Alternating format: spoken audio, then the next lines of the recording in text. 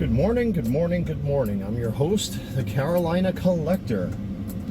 So I'm getting an early start on this very muggy and damp Monday. They're talking possible rain showers today and stuff like that. So I figured let me get some of my errands out of the way and done. But I'm on my way to the post office in the next county over from mine, because I had a fairly busy weekend. As all of you know, if you've been watching the channel, I'm just getting over being sick.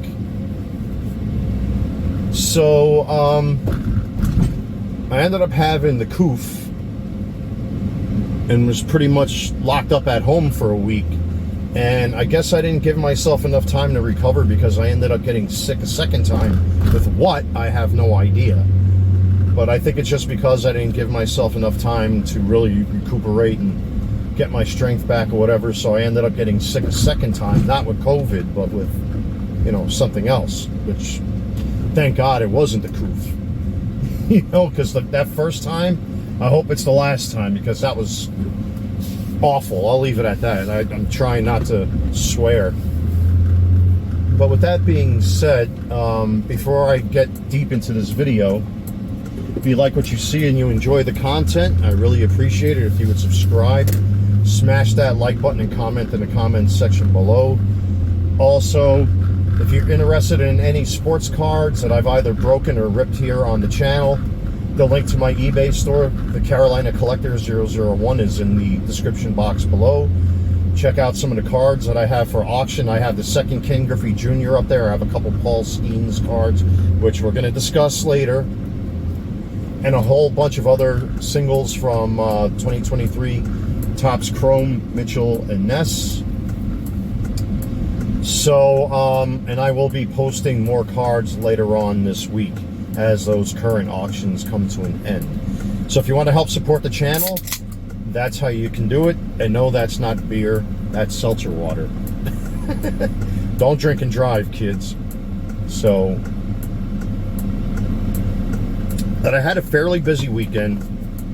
I made myself a nice plate of Haitian schnitzel for Oktoberfest, and saw some friends of mine, and we had a good time. We hung out last night.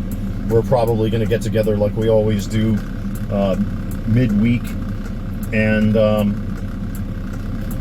we see how it goes. But anyway, like I said, I'm on my way to the post office in the next county over from mine, because being that I was out and about,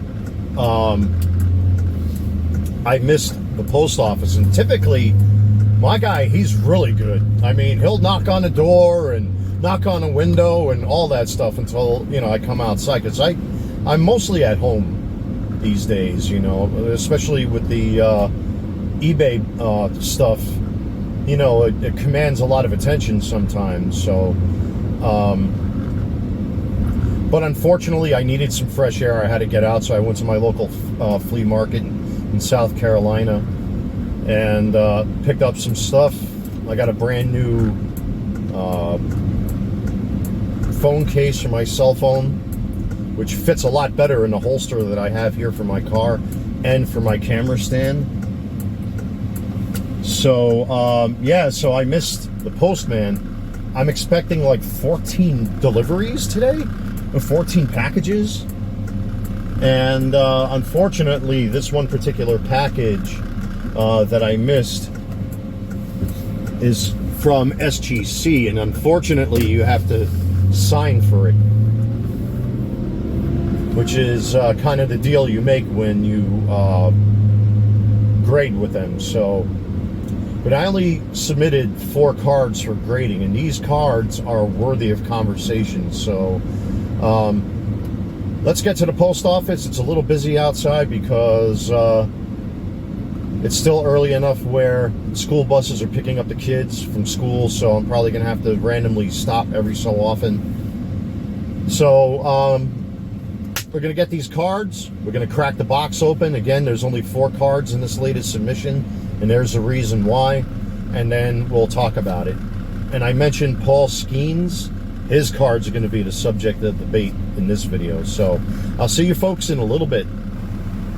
So here I am back home. I've got 3 Paul Skenes cards sitting right there. Here's the box from SGC that I had to sign for over at my local post office, because unfortunately, like I said in earlier on in this video, I wasn't home to sign for it. But we're going to crack this bad boy open. Let me just pull it off camera here for a second, because it's got my personal info and I don't want to dox myself. Now you're going to be a little surprised, because I only submitted 4 cards to SGC. Now, why would I only submit 4 cards for grading? Well, everything has a reason and a purpose to it. So I'm just trying to get this box open here. It's being a little stubborn. I don't want to cut through the box, because otherwise... Alright, here we are. There's no paperwork or anything in there, right? No. Okay. It's probably going to be inside that batch. So, here we are. My 4-card submission. Normally I would submit at minimum a dozen cards, but I decided let me go small this time around. There's the tuxedo sticker, which I really love, and we're gonna crack this open, and then we're gonna have a little chit chat, because I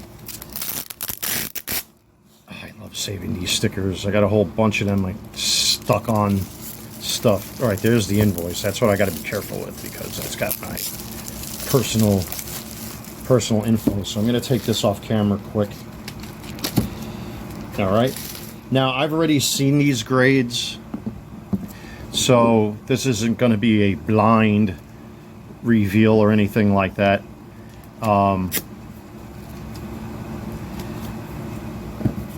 So we're going to take a look at what I got here, and then we're going to discuss a few things.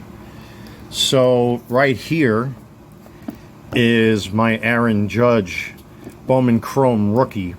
This is actually a reholder. I've never done a reholder before. When I got this off of eBay, the front of it was cracked, and that was a huge risk to buy a cracked slab. But because of the price that I got it for, even though it was an SGC 10, it's still an SGC 10.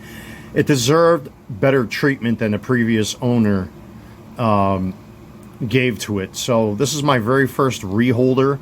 It went in a 10, it came back a 10. So that's good, and it looks nice and clean. I mean, the slab was all scratched up. Even for my PC, I use these sleeves. Not these exact ones, but I do use plastic sleeves. Even when I sell stuff, for example, here's one of the Paul Skenes I'm currently selling on my eBay account.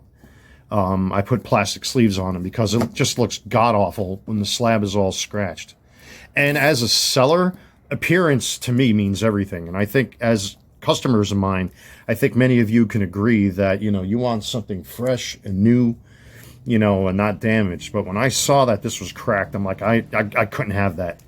You're talking about a $300 card right here. So it deserved a little bit better treatment than the previous owner gave to it. So it's a reholder. Looks gorgeous in its brand new tuxedo. Awesome card. Very happy to have this in my collection. I mean, the Yankees, I believe, need one more win to get the top seed, and then 2 more wins for their division, if I'm not mistaken. You guys can correct me in the comments below. So there it is, 2013 Bowman Chrome Rookie, Aaron Judge. Now the next 2 we're going to look at, this is where the controversy is going to start coming in, but I'm going to go right to the bottom because I believe it's in the order that I sent it in. So you guys saw me rip open a pack of 2023 Topps Chrome Mitchell and Ness. This is the red Bryce Harper out of 5. And this is a good card for this particular subject because I still see this online. Oh man, I get tired of talking about this. But, just because a card is you know, a super short print, like this is a 1 out of 5 bookend. It came back a 9. Now, I called it when I opened up that pack and pulled this card that it was not going to come back a 10. It was probably going to come back a 9 or a 9.5. And the reason why is because the top to bottom centering is off. And you can see here, the left to right, when you flip the card over, is off. It's favoring the right side, or technically the bottom of the card.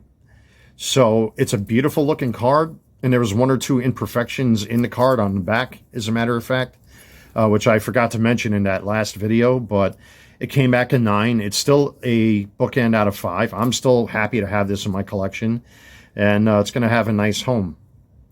But you cannot expect, I mean, just because a card is nice and shiny and all of that good stuff, a lot of guys immediately expect 10s, and it's just not going to happen, guys. I mean, you gotta realize that with some cards, you're going to have to take a hit with little imperfections and stuff like that. And I have to admit that SGC has gotten a lot better with their grading. I mean, I've had 9s, 9.5s, and 10s consistently. And I've had one rare 8.5, and I even had a 7 way back when I had a orange out of, was it orange out of 25, I think it was, that I sold, the Shohei Ohtani. But again, you know, I wasn't as knowledgeable as I am now. Obviously, it had up and down issues, left to right issues, imperfections, and print lines, and blah, blah, blah. But SGC does allow for certain things to slip on by. But again, guys, centering could be your friend or it could be your enemy. So don't expect every single card that you submit to be a 10. There's one, I'm not trying to start any YouTube drama. There's one YouTube content creator that I saw. He sounds like a young guy. And all he did was cry and moan. Oh, this isn't right. This isn't right. That's not true. That's not true. That's not true that that's a 9. That should be a 10. Well, a lot of the cards that he was showing, the top and bottom was off. Left and right was off. The centering was awful. You can't expect every card that you submit to be a perfect 10. It's just incomprehensible and unrealistic. So, but to me, it's a nice color match out of 5, super short print, 1 out of 5 bookend, and I'm happy. I'm happy to have this in my collection. So, and then we get into something that I really want to talk about here because this annoys the daylights out of me. There are great players, great rookies that are out there: Ellie De La Cruz, Paul Skenes, Wyatt Langford, Jackson Chourio, Jackson Holiday, Jackson Merrill. But with certain player cards, they're wildly inconsistent. Now, many of you that are more experienced in the hobby are probably going to say, Jesus, that's a lot of money for a card. So I got this via auction. This is a Mojo Fractor, a 2 out of 5. And the final price for this was $1,138.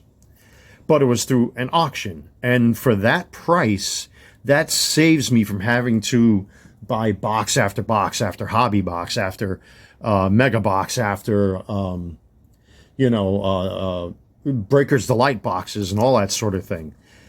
So instead of having piles and piles of cards and not getting the cards that I want, I decided, this is one of those rare cases I wanted a single. And I got my end-all, be-all Paul Skenes out of 5. And it's a PSA 10, as you can see there. There's a reason I bring this up. Now, I do have 2 other cards here that are Paul Skenes cards, and this is what drives me up a wall. So this first one is a yellow color match out of 75, and it came back a 9.5. Now, you might not notice it on the camera, but there are slight off-center issues with the card. You might not be able to tell unless you had like a centering tool, but it does tend to favor the left side of the card just a little bit more. You might not even notice it. But, your corners are your best friends to determine centering, especially down here. So, and also it's a little heavier on the bottom. It does show on the back quite a bit. So as you can see here, it's got on the back top to bottom issues this way. If you flip it this way, obviously it's going to favor the right side of the card. And you can tell because of the corners, and you can tell how thin it is. So there's an out of 75. Still a great color match. And then we have its counterpart. We have a gold out of 50. And this one came back in 9.5. Again, it's got the same slight off-center issues. Again, you can tell on the back when you flip the card. All right, it's favoring the top here a little bit. Or if you really want to look at it more technically, it's got favoring to the left of the card on that side. And it does show just slightly. So we got two 9.5s here. I've seen PSA 10s of this card, the out of 50, going for $300 in some cases $400, or even high as $500. But the out of 75, I'm seeing the exact same prices, $300, $400, $500. My question is, okay, we're going to get rid of the Aaron Judge and the Bryce Harper. I'll sleeve them up later.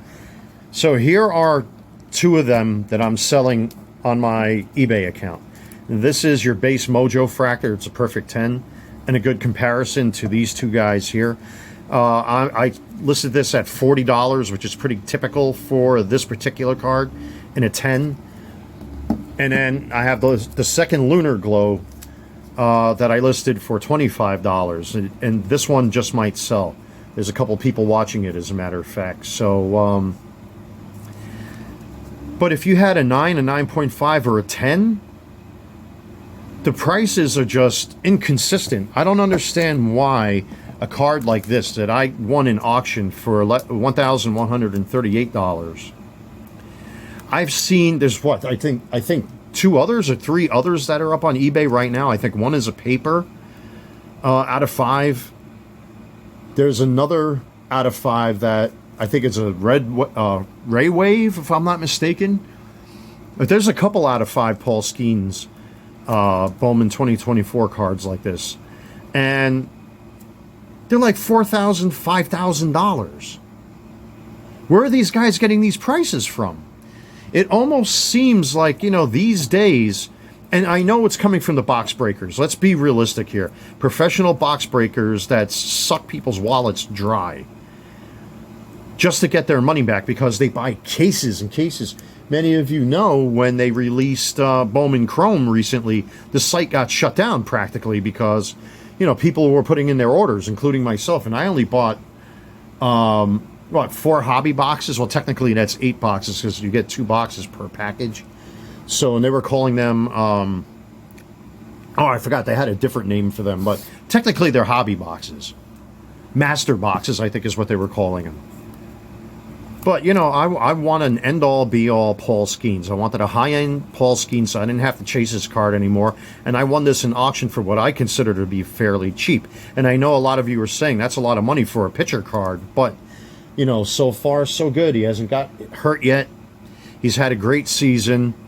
Possible Rookie of the Year candidate, you know, next to Jackson Merrill. We'll see what happens. But it's still worth it for me to have one of his cards like this, because I don't want to keep chasing cards and then keep spending money on cards that I don't want. So I decided in this case to get a single. But it was $1,138. Why do other Bowman Chrome cards or paper from Bowman cost more than this card in a gold 50 or an orange 25 or even a red refractor like this out of 5? For $5,000, $6,000, or a best offer? Where are these guys getting these prices from?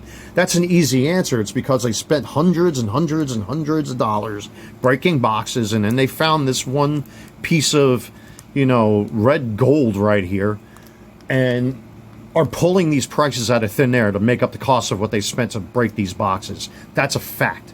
And I'm seeing that in particular with the lower number cards like these.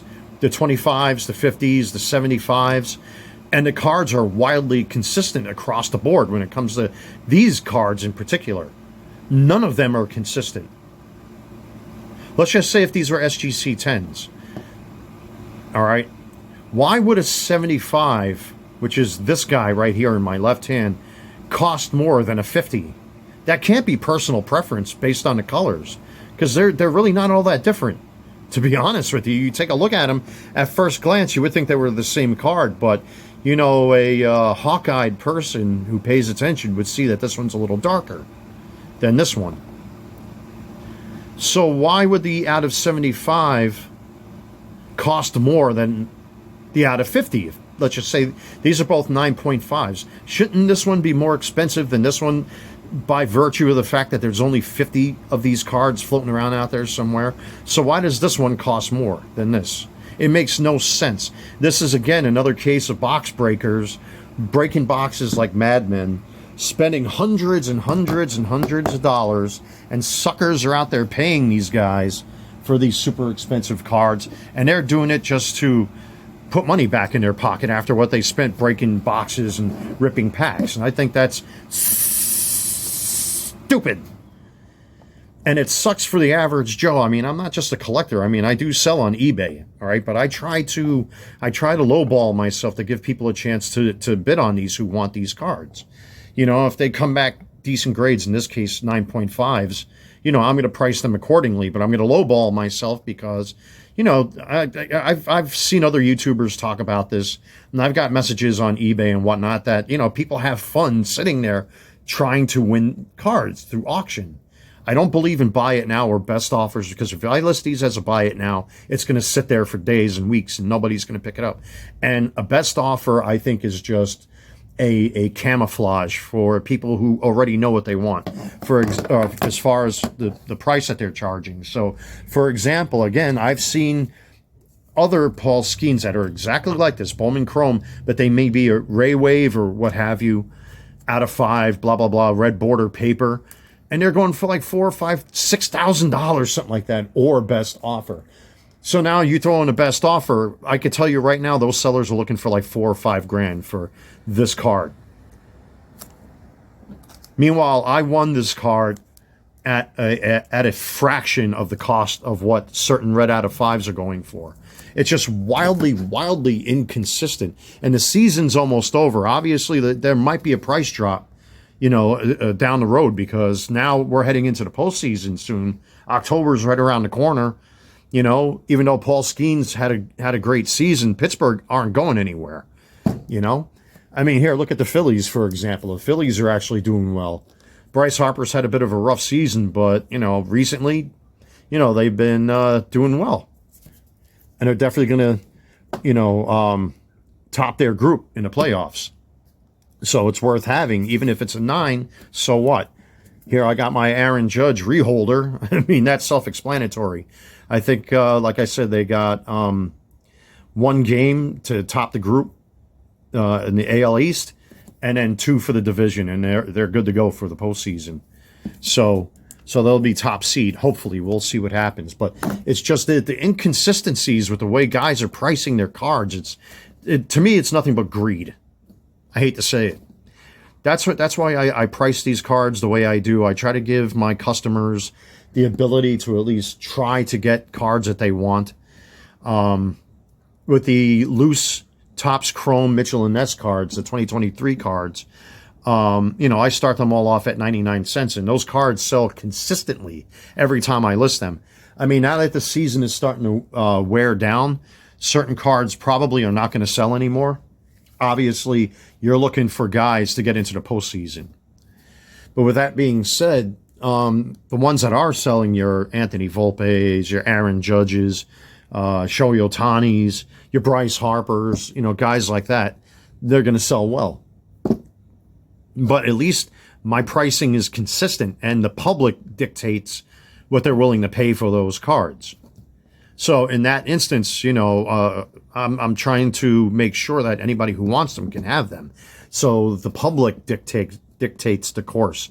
Unless it's a card like this, which is a perfect 10 Mojo Fractor from the mega boxes. These are going anywhere between $30 and $50. So I started mine off at like $40. Just like with the Lunar Glow, I think I started it off at $25 because it's a 9. And if somebody wants a cheap Paul Skenes, they can afford it. You know, the public can set the tone as to what they're willing to pay for it, and I think that's fair. But I don't get why guys are ripping boxes and ripping packs and putting out these inconsistent prices on I don't understand how a 75 could be worth more than a 50. Now, if you think logically and you understand mathematics, 50 is a smaller number than 75. It can't be personal preference. I don't think. Doesn't make sense. So where are these outrageous price differences coming from? It's because guys are trying to fill their pockets back up after spending hundreds, if not thousands of dollars on full cases from Fanatics or Tops. That's why. That's why these prices are so outrageous. I am very lucky that I got that Paul Skenes at the price that I got it at. It's like I said, there's a couple out of fives right now on eBay that are like $4,000, $5,000, $6,000 or best offer. And I'm calling out those people because where's that number coming from? I'll tell you where it's coming from. They're pulling it out of thin air. That's where it's coming from. They think Paul Skenes, $6,000. I'm like, geez. Here, even the King Griffey Jr. that I have listed right now, the second one, the SGC 9, I listed it at $120. The first one sold. I think it sold for about 140 or something like that. I forget, but it was somewhere in that ballpark. But it ended up selling even as an SGC 9. And now this one hopefully will sell. There's like 8 watchers or 9 watchers. I'm almost positive that card's going to sell as well. But I'm seeing other sellers sell a 9 for as much, you know, as what, $300, $400, $500, which nobody's going to pay that price. There are tons of Ken Griffey Juniors out there. I know that, you know that. But to get it as a PSA 10, I paid like $1,800 for mine, and right now they're going for like $2,500. So if I were to sell it, well, guess what? According to the law of averages, when you look at the numbers, I can theoretically get every dime back plus. But I'm not selling that card unless I have to. But it's just a lot of guys are you know, posting these draconian prices for cards like this because they're box breakers. And people pay them to open up boxes just to get one card. What do they do with all the commons? And all the regular cards? Do they open up a hole in their sheetrock in their living room and bury the cards behind a wall? Or do they throw them in a lake? Or do they do like what I do? I give away all my commons to the local kids that are here in my neighborhood. And notice how I didn't call it the C word. Communita, communism. It's a neighborhood. I give away cards to the kids here in the neighborhood. You know? And if they destroy them, they rip them, they throw them in the dirt. Who cares, you know? You know, kids are kids. They're going to do what they're going to do. My God, every time I go to my buddy's place, for example, all you see is Nerf darts all over in the mud or in the grass, and Pokemon cards and football cards in the grass. So, you know, they're kids. They're going to do what they want. But like I said, when it comes to adults, it's the box breakers that are causing these wild prices. I mean, you see this with Ellie De La Cruz. Thank God I bought an auto of his from Topps Flagship Series 1. It's a baseball stars out of 25. I think I paid $700 to $800. That card currently, if you get a 1010 from SGC, is probably going anywhere between $1,200 to $1,500. But because mine's a 10 9.5, I would expect maybe like $1,000, something like that. But I got my end-all, be-all Ellie De La Cruz. I got my end-all, be-all, you know, Paul Skenes out of 5. I actually just won an auction, a Bobby Witt Jr. Bowman Prospect, Sapphire. I think it went for $460. Man, that was a nice bidding war, by the way. It's a PSA 10 orange Sapphire. So I'm very happy to have it in my collection. So it's going to be authenticated and probably be here in like 2 weeks. But again, folks, it's just ridiculous that you see these wild fluctuations in these prices. So being that these are 9.5s, I am going to sell these eventually. I might even list them today, but I wanted to get these on camera so you guys can see what I was talking about when it comes to inconsistent pricing on inconsistent cards. I don't understand how a 75 could be going for more money than a 50. I don't get it. But if I do sell these two cards, I'm most likely going to sell the out of 75 for around, I'd say,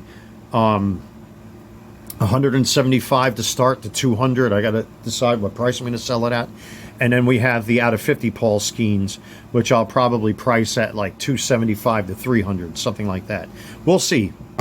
That's kind of where I'm at with these cards, because that's about the average price that I've seen with these. But again, I just don't know where these guys are getting their prices from. I really don't know. So anyway, with all that being said, ladies and gentlemen, thank you so much for checking out my channel and watching my videos. Like, comment, and subscribe. And again, if you're interested in any of the cards that I show on camera, if I am selling any, click the link in the description box below.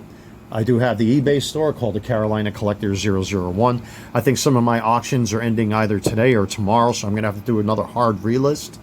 And these two are already being sold in auction. These two will be sold. I got to put plastic on them.